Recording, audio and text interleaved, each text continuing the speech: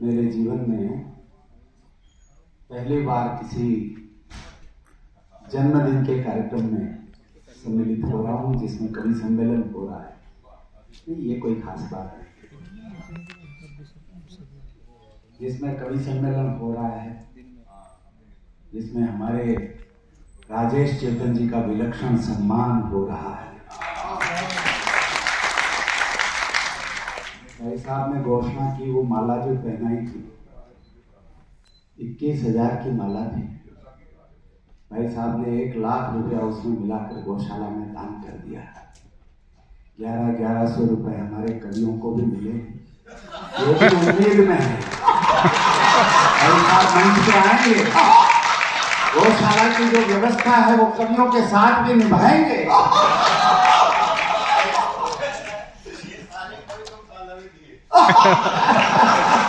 ये सारे कवि गौशाला को दे दिए।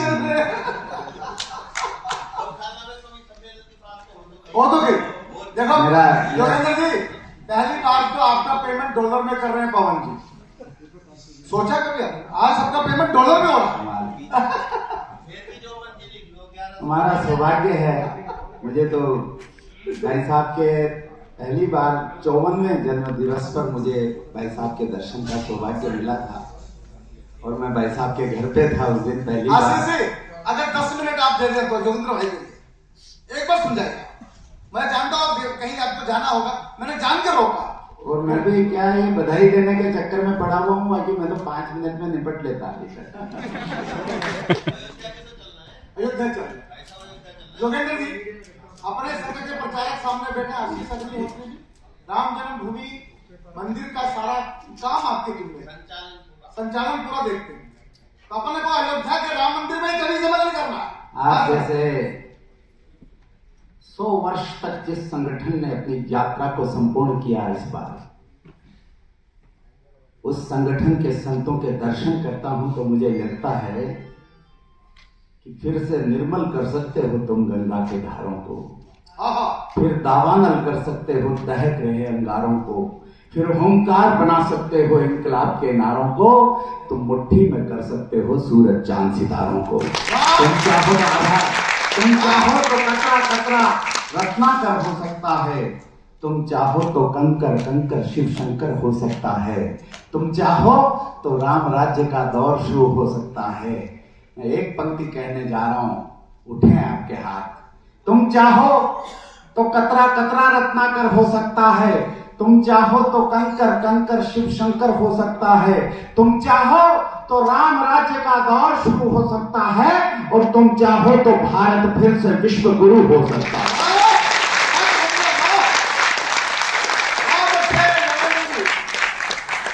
नमस्ते सदा वत्सले कहते कहते ध्वज प्रणाम करते करते हमने 100 वर्षों की यात्रा को संपूर्ण किया है।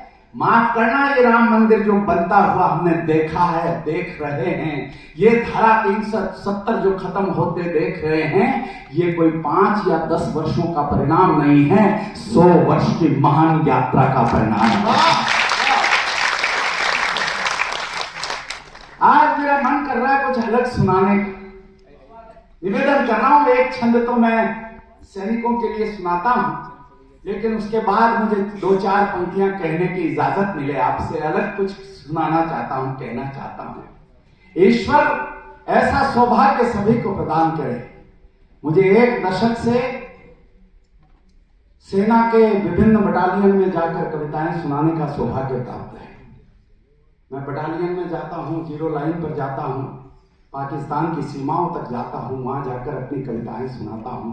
जैसे आप बैठे हैं वैसे सामने वर्दीधारी सैनिक होते हैं। 72 बार मैंने ऐसे मंच पर कविता का पाठ। परमवीर चक्र विजेताओं पर मैं